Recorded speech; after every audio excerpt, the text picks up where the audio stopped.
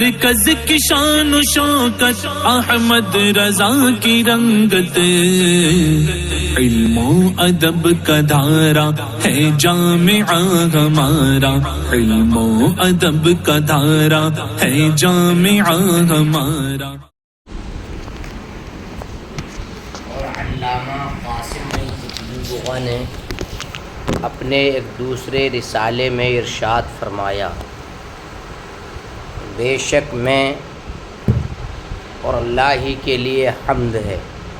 تو موصوف نے اپنے ایک دوسرے رسالے میں یہ کہا کہ جیسے کہ امام طحاوی نے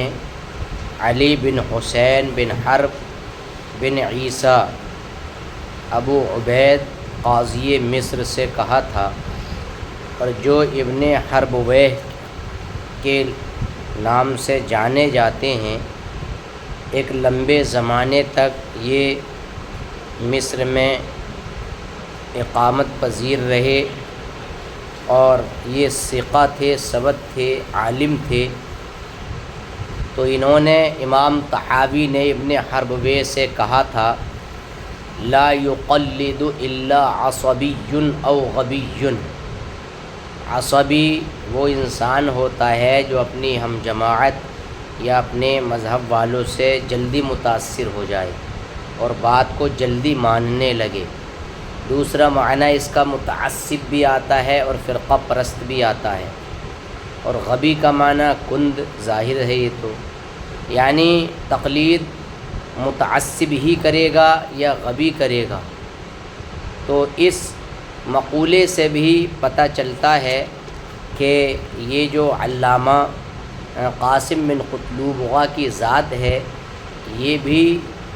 امام ابن الہمام کی طرح رتبہ اجتہاد کو پہنچے ہوئے ہیں۔ یہ بتانے کے لیے اس عبارت کو یہاں رکھا گیا۔ اس کے بعد پھر صاحب البحر نے جو اپنی کتاب میں کہا ہے کہ نقل کیا ہے عبارت کو، یجب علینا الافتاء بقول الامام، پوری عبارت ہے نا، کہ ہم پر امام اعظم رحمۃ اللہ تعالی علیہ کے قول پر فتویٰ دینا یہ واجب اور ضروری ہے۔ تو اس سے خود مطلب اپنے آپ کو وہ مراد لیتے ہیں اور یہ مطلب لیتے ہیں کہ وہ خود جو ہے دلیل میں نظر اور غور و فکر کے اہل نہیں ہیں، صاحب بحر۔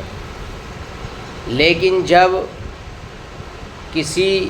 مخالف قول کی دوسرے کے لیے، یعنی قول مخالف کی تصریح، دوسرے کے قول کو صحیح کرنے کے لیے قول مخالف کی صحت پر فتویٰ دے دیں یا مہر لگا دیں، تو اب ان کی تصحیح کا اعتبار نہیں کیا جائے گا۔ استنباط اور تخریج تو دور کی بات ہے۔ یہ صاحب بحر کے قول سے یہ بات اخذ کی جاتی ہے۔ البتہ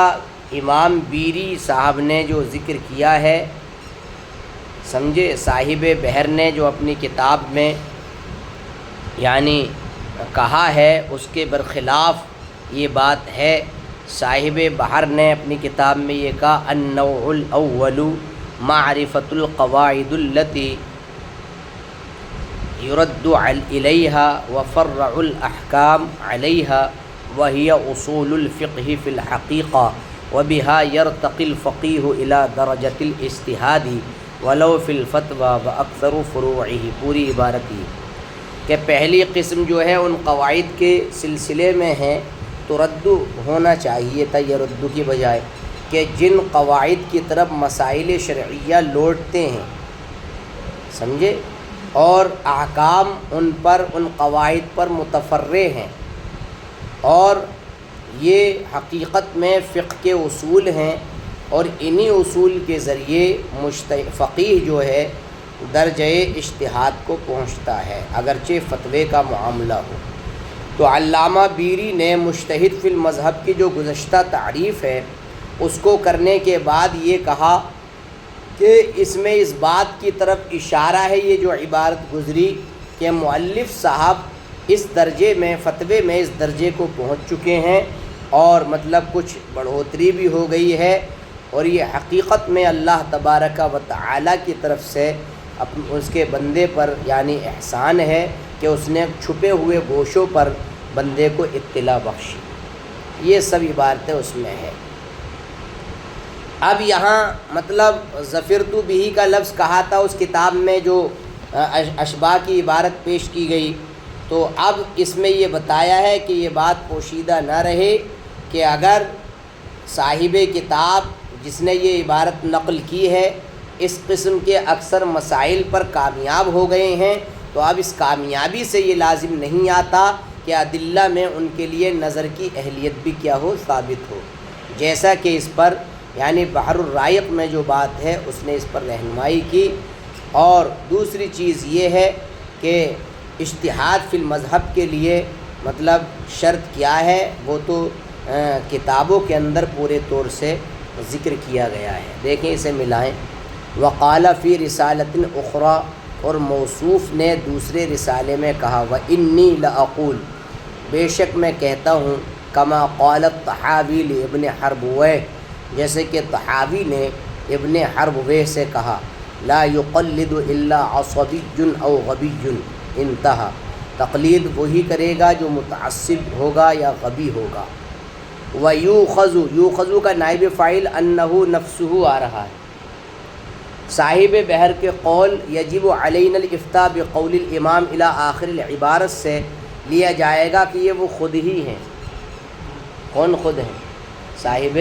ہاں خود ان کی ذات ہے، ان کا نفس ہے کہ وہ جو ہے دلیل میں نظر کے اہل نہیں ہیں۔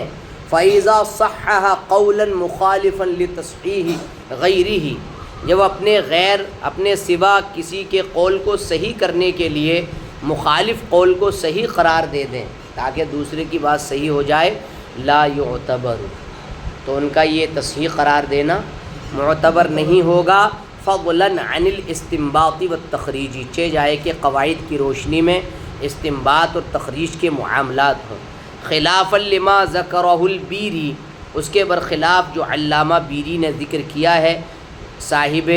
بحر کے اس قول کے مطابق جو انہوں نے اپنی کتاب الاشباح کے اندر کہا ہے، کیا کہ النوع الاول معرفۃ القواعد التي، کچھ نسخوں میں ہے ترد الیہا الفروع، کہ پہلی قسم ان قواعد کی پہچان کے سلسلے میں کہ فروع جن کی طرف راجع ہوتی ہیں، وفرع الاحکام علیہا، اور جن پر احکام کی تفریع کی ہے، وہی اصول الفقہ فی الحقیقت، اور یہ حقیقت میں فقہ کے اصول ہیں، وبہا یرتقی الفقیہ الی درجۃ الاجتہاد، اور اسی سے ایک فقیہ اجتہاد کے درجے کو پہنچتا ہے چاہے فتوے کا ہی معاملہ ہو، اور اکثر مسائل پر کامیابی میں نے حاصل کی۔ تو علامہ بیری نے مجتہد فی المذہب کی گزشتہ تعریف کرنے کے بعد یہ کہا، اس میں اس بات کی طرف اشارہ ہے کہ مؤلف اس درجے میں فتوے میں اس درجے کو پہنچے ہوئے ہیں فتویٰ دینے کے معاملے میں، اور کچھ مزید اضافہ بھی ہے۔